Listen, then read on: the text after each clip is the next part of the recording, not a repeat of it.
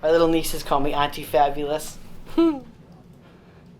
Back in 2020, before there was even a long COVID term or anything, people were just like, you got COVID like a month ago. Like, what do you mean, Jill? You're just gonna have to suck it up and get back to work. And I'm like, okay, I don't even remember where I parked my car. I can't even comprehend a TV show on my TV. I'm like, so yeah, I don't see that happening.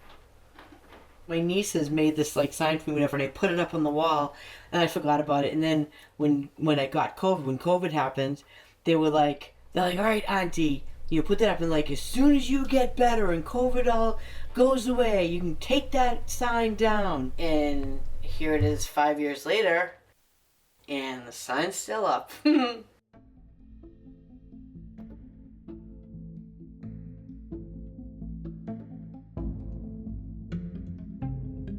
I had no idea all this was about to transpire, And I went to bring my trash out, and I walked, down my stairs out to the dumpster, and I was just like, I couldn't breathe. I never had asthma or anything my entire life, which I do now,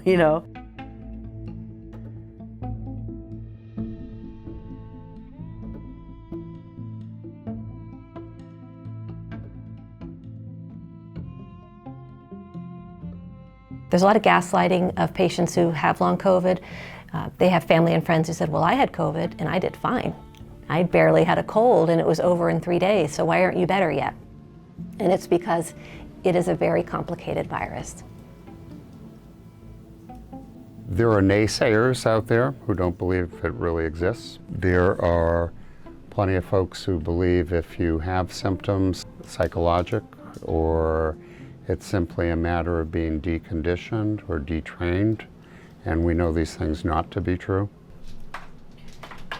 I got all these new doctors. I have all these ISTs. I have a cardiologist, pulmonologist, neurologist. Prior to this, for 25 years, I was a director, of a, long-term care facility.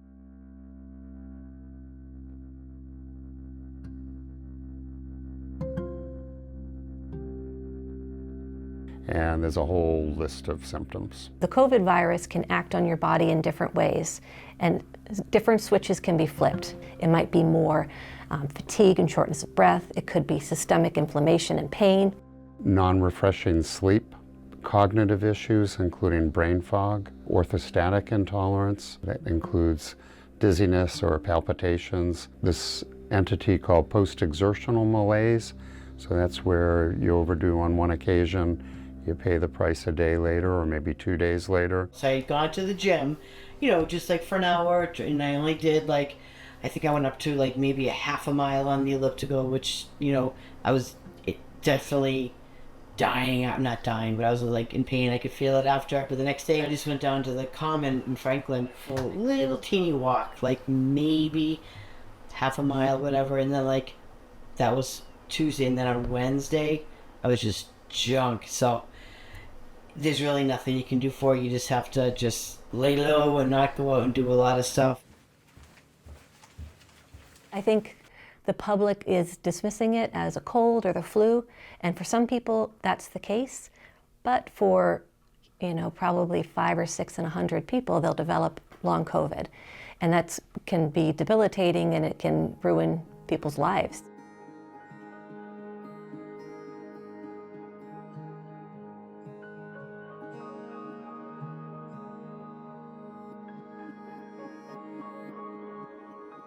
I'm very frugal now. I don't really do a lot of stuff like I used to, because there's nothing coming in at all. I'm still paying a mortgage and all that stuff, and it's coming out of my retirement, unfortunately. I've applied, for disability, but that's hard because a lot of people COVID, you look fine. It's those invisible diseases that are everyone's suck it up. Right now, I'm headed to something I never thought in a million years I would be doing ever in my life, food pantry. Because being out of work, lovely long COVID,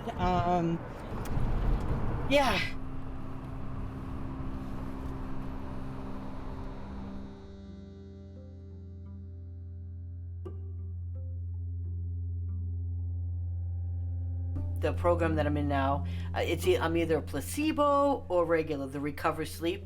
It's melatonin and then the light therapy over there. And then compression socks, because for all the swelling, never wore glasses in my life until now. Everything from RFK and an anti-vaccinator, being in charge of HHS, knowing that vaccinations protect patients against acute and therefore long COVID. The pulling the rug out from under research, it's all pretty terrifying.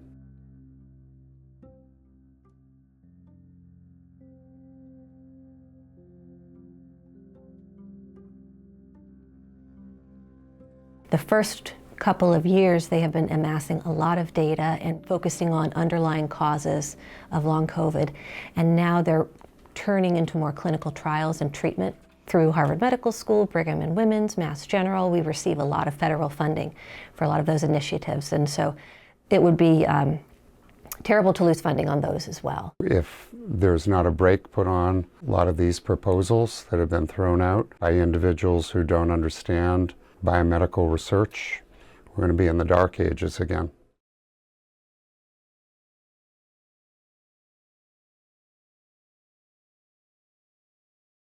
So go ahead and begin by sitting down or lying down. Just get comfortable and we'll just drop in together.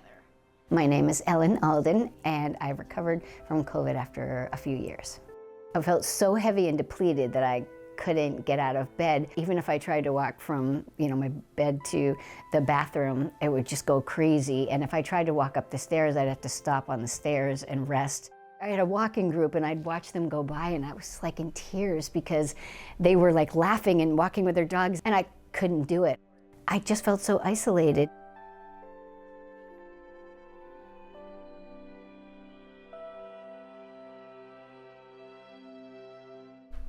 When I meet with people, it's never more than an hour, only because that's about how much they can be on a screen, and we're really using new neural pathways to go a different way. Instead of fear, you go to safety, and that can really calm the mind too, so it's not reacting to things. Never really forced, it's just letting it all go. We always talk about our wins in the beginning, and I get so happy when someone comes in and says, guess what I was able to do? I actually got to go to my grandchild's recital. It just opens their world so much more, and I also think that it's a community where we're validating other people, where people are giving hope to each other. Yeah, this was like for my cousin Michelle.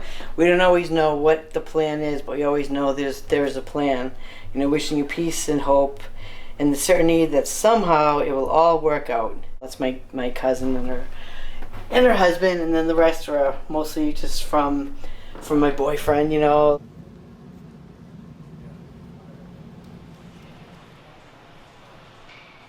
often do you come into the gym? Now, definitely twice a week. I try to go 3 times, but that doesn't always happen with all like the long COVID Zooms and therapy and doctor's appointments. I feel like I'm gonna die. But I make myself do it. Like, I feel like I'm gonna die and I feel like I have to stop after like 2 minutes. I'm like, no.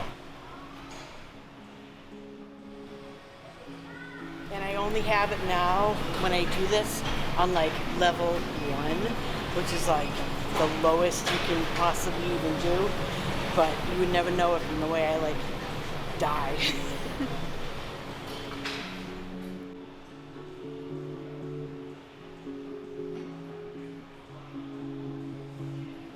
Is there hope? Hopefully. But like everyone says, even the doctors are like, yeah, there'll probably will be a cure, but it won't be for a while. It would be good if people could understand that just because you like look normal, not everybody is.